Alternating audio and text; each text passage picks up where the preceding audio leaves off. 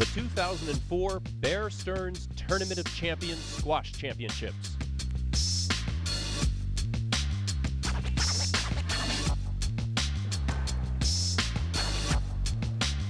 Welcome again to the 2004 Bear Stearns Tournament of Champions in Grand Central Station in New York. We've got a great match in prospect. Ex-world number one Jonathan Power against the current world number one THIERRY LINCOU.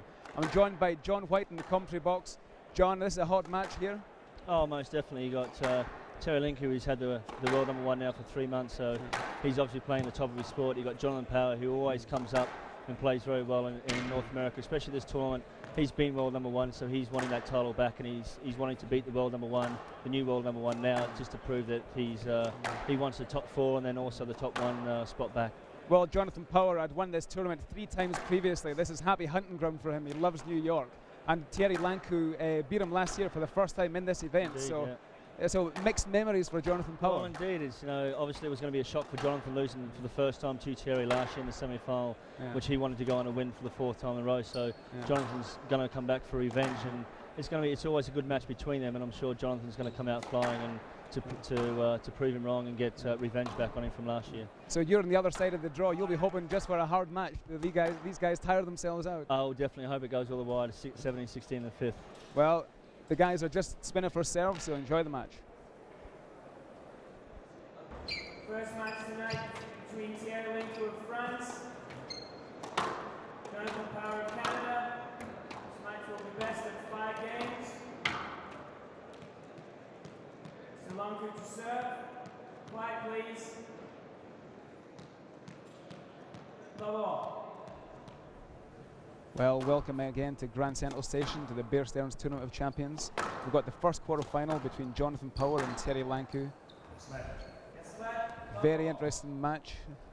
THIERRY LINCOU, the current world number one for the first time. The last 2 months he's been world number one. Jonathan Power currently languishing at 7 in the world, an ex-world number one. So very interesting prospect in store here. I'm joined by current world number 3, John White, in the commentary box. So welcome, John. Yes, we've been looking forward to this match all day. It's THIERRY's been the world number one for the last 2 months. It's Jonathan Power wants to have it back. As you can see, the first 2 rallies they've played has ended in a let and a stroke. So you got THIERRY LINCOU, who loves to control the tee, and you got Jonathan Power, who likes to control it also. And there's going to be a lot of flair about the game. As you just there, a little bit of a collision. So John, we were commenting before that this is really where the tournament starts, the quarterfinals. The atmosphere in here has been absolutely electric. The crowd, the seats here are totally sold out. This crowd absolutely loving their squash. It's unbelievable from first round onwards, especially last night, the 7 o'clock match, I believe, between Dave Palmer and James Wilshop. We went to 5, James was 2 love down, and the crowd got so far behind James to just egg him on to get 1 game. Then he got the 4th game, and then he ended up being winning in 5, which was a spectacular win for him.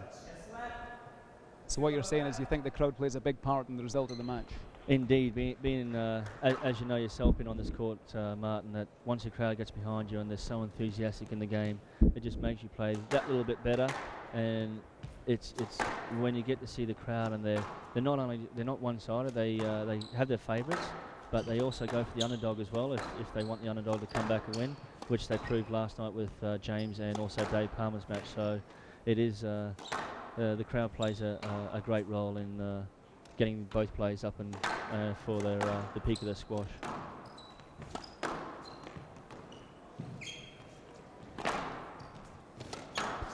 Well, both players started off quite steadily here, John. Just getting into the game, getting their rhythm. Yeah, they're just going to get their own rhythms and get into their own game plans, and just to try and figure each other out and get their bodies going into the match, and just to see how the court's playing and how they're feeling after last night's matches they've played. So Jonathan just sneaking away with a 3-love lead here in the first game. We've got a couple of stats here, John. Power against LINCOU, they've met 9 times, and Power has won 7 of those 9 meetings. And I know for a fact that Jonathan actually won the first 6 of those meetings, all 3 love. So he really had a good hold over Thierry for a good few years. He did indeed. I saw a couple of those first encounters they had, and he just had Thierry absolutely all over the place. And Thierry didn't really know what to hit him, and Jonathan with his flair and his short shots and flicking. But it seems that because they played each other so much, Thierry sort of picked up his game to not let Jonathan get into his stop and start game. And the last couple of times, Thierry's got the benefit over him, which he proved in the Grand Central Terminal last year in the semi-final, beating the, I guess you can say, the home crowd favourite, and he took him out in 4 and reached his first final of the Tournament Champions, which full credit to Thierry. Great rally from Jonathan Power, using this forehand touch to create the opening there. Indeed, you can see his flair. Then once he gets a little bit of an open at the front, he holds and just lovely little flick cross court and second bounce dive before the side wall for Thierry to even reach that ball.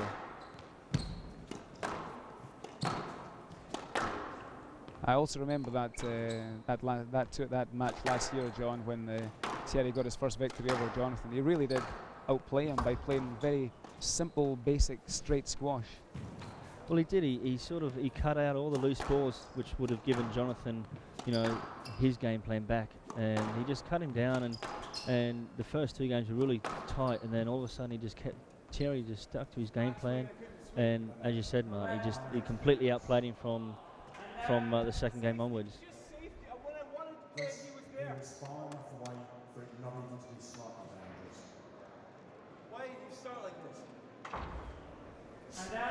Shaking his head as usual, but well, the referee deciding to give Jonathan a no-let there on what was probably quite a simple let decision, I would have thought, John. Yeah, it was. There was a collision. It wasn't a perfect shot from Thierry, so there was collision, and Jonathan was making every effort to go the ball. So it should have been just a very basic let. But obviously the referee saw it different. I always think with Jonathan that how far forward he gets at the start of a match determines how confident he is and how well he will play. Indeed. If he really dominates the middle of the court, he's willing to suffer the other guy banging into him quite a lot at the start of the match, and you can tell that he's quite confident. Indeed. Once Jonathan gets his confidence and his short shots going and he's volleying well and he's moving his opponent around, he just puts that little bit of extra, make sure you go that little bit extra around him to get the next ball. And when he's like that to begin the match, you're in for a very, very long match.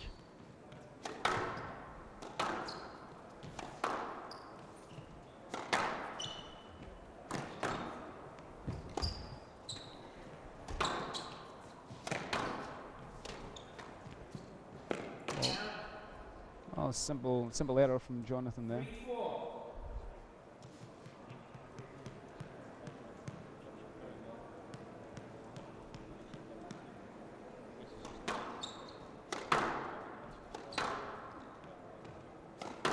So I don't know if you remember, John, but the second of Thierry's victories over Jonathan was in the US Open last year in Boston. It was a very strange match where Jonathan actually had match points in the 3rd game against Thierry. He did indeed. I saw the first couple of games and he was doing it quite comfortably. He was also up. Oh.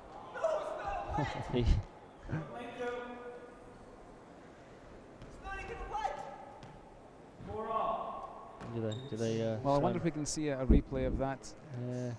It looked as though it was a bit of a miss on power, but Thierry's a little bit off the pace. I don't think he should have deserved the stroke there. The ball actually stayed quite far up the court, and Thierry really didn't read the miss hit. No, he didn't.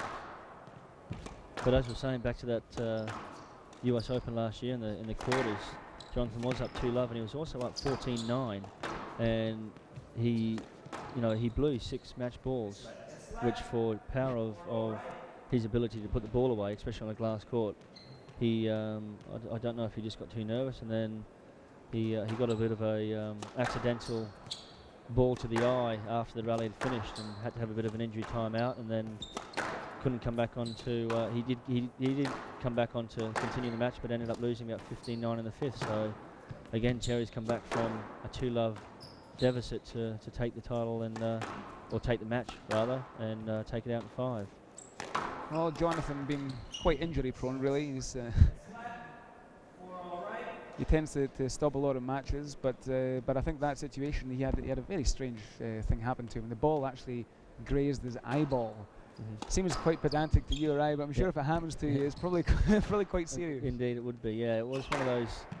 People didn't know if it was that bad or if it was, you know. But when it comes to an eye injury, you can't take anything too lightly for an eye injury. Well, that was a great shot from Thierry LINCOU. Great forehand length and then a great forehand kill at the short. He knew power was behind him, and he just took his time to play it, and he played it nice and slow, and the power didn't read it well. And again, Yes, left. 5-4 left.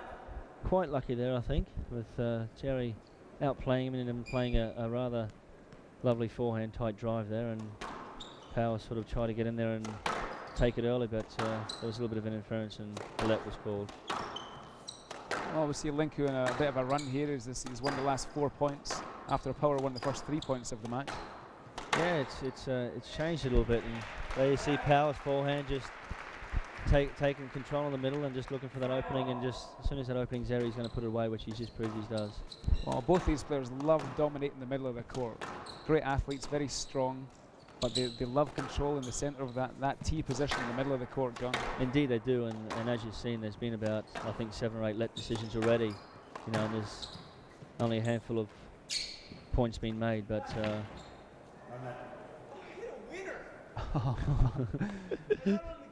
Well, there's a very interesting situation. indeed. He's gone through, he's asked for that, but then he's also played the ball, and he's actually hit a winner off it, so there hasn't really been much interference at all. Well, I think the referee figured that there wasn't any interference, and so he was there to play the ball. So if he didn't ask for the let, he actually would have won the point. Indeed he would have, which he's just proved to himself that instead of playing just like there, perfect backhand drop shot. But yeah, both players love to play the centre of the tee. They both like to control the tee, and that's why we've seen a few collisions and a lot of let calls with both players fighting to get that upper hand of that tee and get the control of the valleys going for themselves. So that shot that Thierry just played, and Oh, that that's was a great combination there. Unbelievable. Power just thinking he's going to put it in short, and just little flick cross court, and Power just flat-footed and didn't know where it was going. But I want to talk about the shot that set that great winning shot up. It was a medium pace hit to the back of the court. Wasn't hit too hard. Allowed Thierry to get back on the tee, and I think this glass court favours that kind of shot. I thought James Willstrop last night used that shot very effectively against David Palmer. He did indeed. It was you know, the half court like that, it does stick to the side wall. If you can hit a good drive, it puts your opponent in the back of the court under so much pressure and gives you so much extra time to get on the tee, which, you know, Terry does do quite often. And you know, there's another little interference with both players fighting for the tee position. Oh, just a little bit of traffic there. Yeah, Thierry trying to clear and Jonathan trying to go into the ball, and you know, it's always going to happen, and more collisions to come. Oh, both these players just love the fight. Oh. They love the competition. Yeah, I've played Terry numerous amount of times, and just the body contact you have of fighting for that tee, and it's just so much extra strain on your body to get out of the way, because you know there's going to be interference, and you just sort of, and when it happens, it's mainly the hip area that gets hurt. So it's, you know, you got to look after your body on the court as well, and it's just you know, it's frustrating when you get two big guys on the court fighting for the tee and realising that there's going to be so much, because you don't want to not play your own game plan. You've got to stick to your own game plan, and you know, hopefully stick your opponent in the back corners and get him off the tee as much as possible.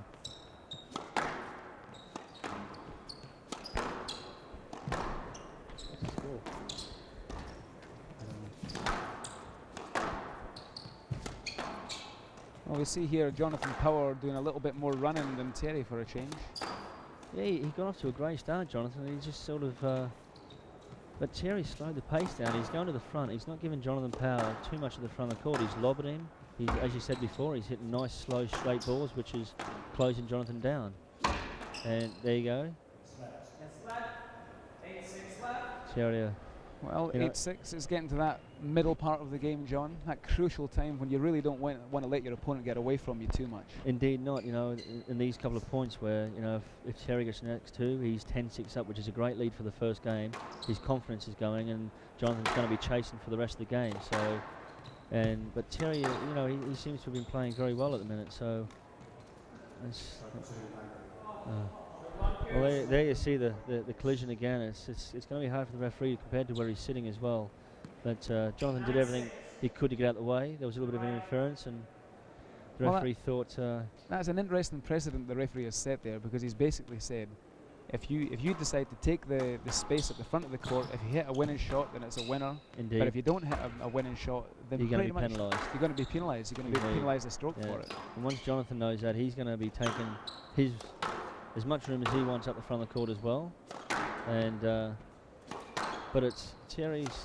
He's been dominating and controlling the last 4 or 5 rallies, which he's got 3 points in front now. I think this is the same pattern that that happened last time these guys played in Grand Central Station.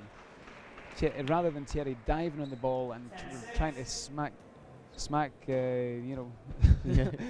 whatever out of the ball there, smacking whatever he can out of the ball.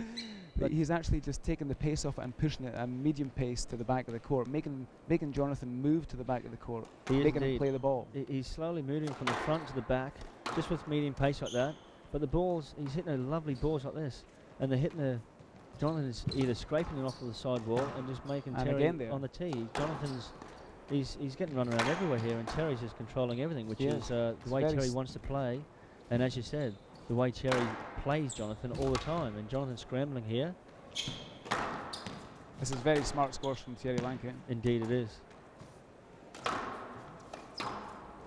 But you don't want to give Jonathan Power too many chances at the front of the court. Indeed not, and that's what THIERRY's completely cutting down, and I'm sure that's frustrating Jonathan, because he just loves to play the front of the court and loves to attack as well, and at the minute all he's doing is giving up cheap points, and he's now down 10-6.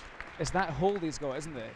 He can just send you in all 4 directions, just one flick of the wrist. You give him so much time at the front of the court, then Jonathan, he's got 4 or 5 different options of where to send you with either a tickle boast or a drive or just a drop shot. And you don't know what he's going to do, and for you to stop on the tee and then completely not know where the ball is going and try and get it, it takes a hell of a lot of energy out of you, which LINCOU is just completely beautiful. He's just outplaying him like this, and that shot there, I saw THIERRY practicing that with his fellow countryman Gregor Gaultier today on the practice for half an hour. So and it's proved and all they were doing was only practicing the soft shots. So obviously that was his game plan. He's going into this match with that game plan. Well, they see a beautiful soft drop shot from Jonathan Power. Well, that was Jonathan breaking a run there of the last. THIERRY LINCOU had won the last 6 points, so it was an important. That's an important rally to break it up and just get THIERRY off of his little run he's got, and Jonathan's going to take his time to compose himself and everything. So THIERRY was settling into a nice little rhythm there. Indeed. So and you could actually hear the New York crowd get behind Jonathan and try and spark him up a little bit. That's what he needs at the moment, and he did take a little bit of extra time there to serve, which is good for Jonathan that he needs. So that little break might have done himself the world of good. Ooh, it's a very tight lucky ball there. And THIERRY's just explaining that it was very tight to the wall, and Jonathan was going around him, but to let ball and. Well, it's a very strange situation that THIERRY LINCOU forces the loose shots. He plays a great shot, very tight to the wall, but Jonathan Power, the referee, still tells the players to play the point again. Indeed it was, yeah. THIERRY couldn't have played that rally any better, and he finished off with a lovely backhand tight drop shot, and Power just sort of created his own interference for the let, and to his advantage he got it. Well, Power using his racket skills here to send the ball in a few different directions. I would have given a stroke for that. He scraped it off the side wall, comes straight back to the middle of the court. Even though he was pretty quick to get out of the way, THIERRY didn't have the full front wall to hit it. Oh. Well, Jonathan trying to quicken the pace up again.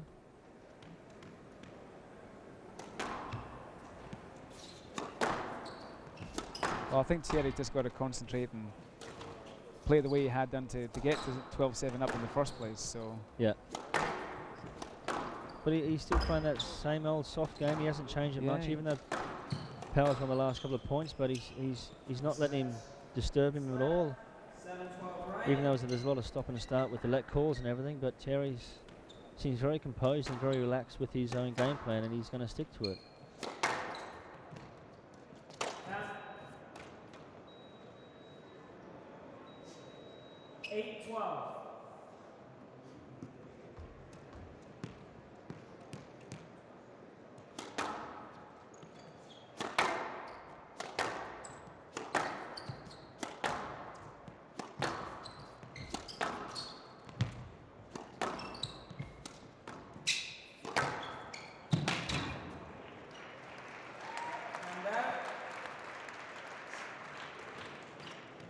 13-8.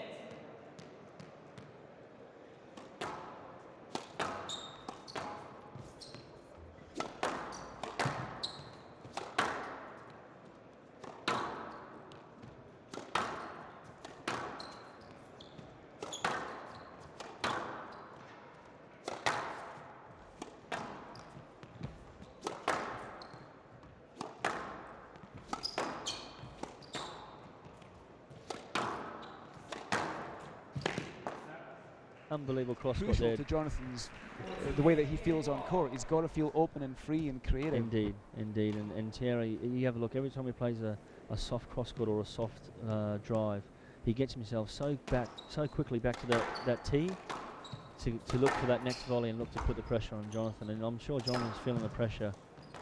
So here we are at game point. Oh, I had a great shot! You're moving straight back into his path.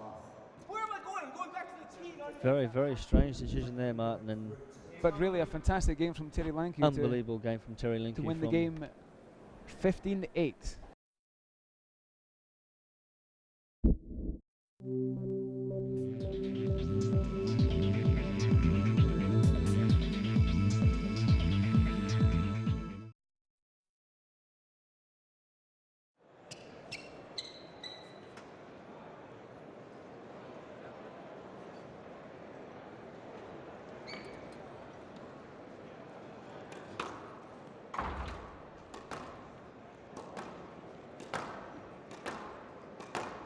Please take your seats, ladies and gentlemen. Plays about to begin.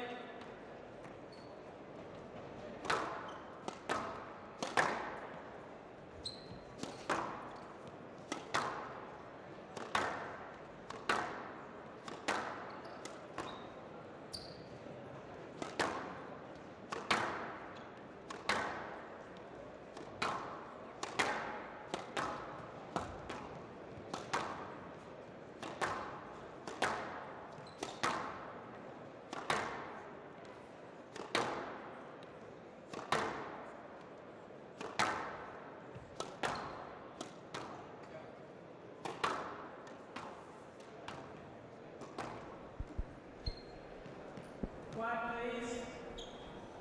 So here we are back in the action. Thierry LINCOU playing a fantastic first game.